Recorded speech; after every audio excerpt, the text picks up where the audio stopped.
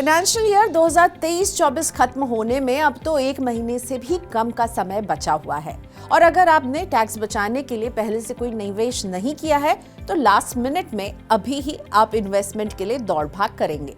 ऐसे में आपको बताते हैं दो निवेश के बारे में, इक्विटी लिंक्ड सेविंग स्कीम और पब्लिक प्रोविडेंट फंड यानी कि पीपीएफ। ये आपकी टैक्स बचाने में मदद करते हैं।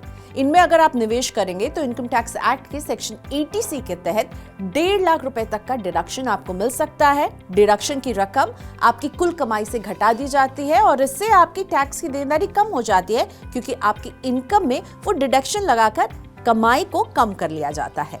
तो ईएलएसएस और पीपीएफ दोनों आपका टैक्स बचाते हैं, लेकिन एक दूसरे से दोनों कई पहलुओं में अलग हैं। जैसे कि रिटर्न की बात कर लें, रिस्क की बात कर लें या फिर लॉक इन पीरियड की बात कर लें, तो इन दोनों निवेश में से अगर आपको एक को चुनना है तो कौन सा सही रहेगा आपके लिए, समझते हैं इस वीडियो में। इक्विटी लिंक्ड सेविंग स्कीम यानी ईएलएसएस इक्विटी म्यूचुअल फंड्स है जो अपनी एसेट का कम से कम 80% इक्विटी और इक्विटी रिलेटेड इंस्ट्रूमेंट्स में निवेश करते हैं, जबकि पब्लिक प्रोविडेंट फंड यानी पीपीएफ लंबी अवधि की सरकार की छोटी बचत योजना है। पीपीएफ सबसे ज्यादा सुरक्षित टैक्स सेविंग इन्वेस्टमेंट ऑप्शन में से एक है। इसमें जमा किया गया पैसा यानी प्रिंसिपल अमाउंट और ब्याज दोनों सरकारी गारंटी के साथ आता है। मतलब पीपीएफ निवेश पर जोखिम यानी कि रिस्क ना के बराबर है। लेकिन इसके उलट ईएलएसएस फंड आपके पैसों को मुख्य रूप से शेयर मार्केट में लगाते हैं और शेयर मार्केट में तो उतार चढ़ाव की आशंका हमेशा बनी रहती है। हालांकि जोखिम कम करने के लिए सिप के जरिए ईएलएसएस में निवेश कर सकते हैं। इसमें आपको कॉस्ट एवरेजिंग का भी फायदा मिलता है, यानी कि जब मार्केट नीचे होंगे तो सिप की रकम से आप ज्यादा यूनिट खरीद पाएंगे, ऊपर चढ़ने पर कम यूनिट मिलते हैं। इससे मार्केट के उतार चढ़ाव पर नजर रखने की जरूरत नहीं होती है।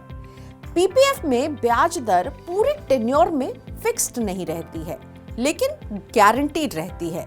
वित्त मंत्रालय हर तिमाही में पीपीएफ समेत दूसरे भी जितने भी स्मॉल सेविंग स्कीम हैं उनकी ब्याज दरों की समीक्षा करता है। तो ब्याज दरें मुख्य रूप से सरकारी बॉन्ड यील्ड के आधार पर तय होती हैं और मौजूदा समय में पीपीएफ पर 7.1% का सालाना ब्याज मिल रहा है। ब्याज का कैलकुलेशन मासिक आधार पर होता है और सालाना आधार पर खाते में क्रेडिट होता है। लेकिन अब जरा रिटर्न का डायनामिक ईएलएसएस में समझिए। ईएलएसएस फंड का रिटर्न उसकी पोर्टफोलियो में शामिल एसेट क्लास के प्रदर्शन पर निर्भर करता है।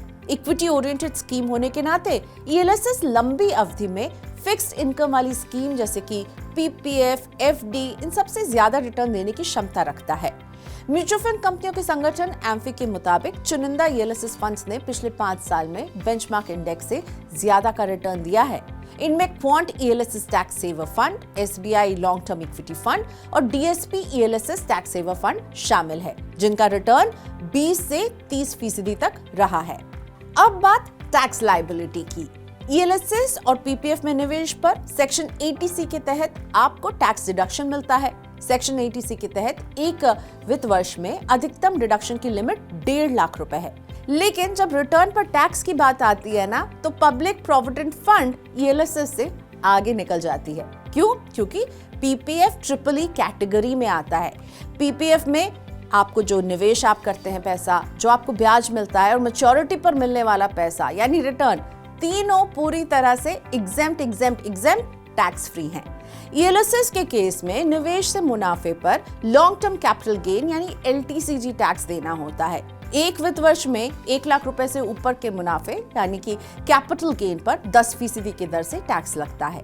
1 लाख रुपए तक का मुनाफा टैक्स फ्री रहता है। लंबी अवधि में ईएलएसएस का रिटर्न अच्छा है। ऐसे में ये भी हो सकता है कि ईएलएसएस से टैक्स के बाद मिला रिटर्न पीपीएफ के टैक्स फ्री रिटर्न से ज्यादा भी बैठे। अब पीपीएफ का सबसे बड़ा नुकसान भी जान लीजिए और वो है लिक्विडिटी की कमी, यानी आपका पैसा पीपीएफ में 15 साल के लिए लॉक हो जाता है। लंबा लॉक इन पीरियड है।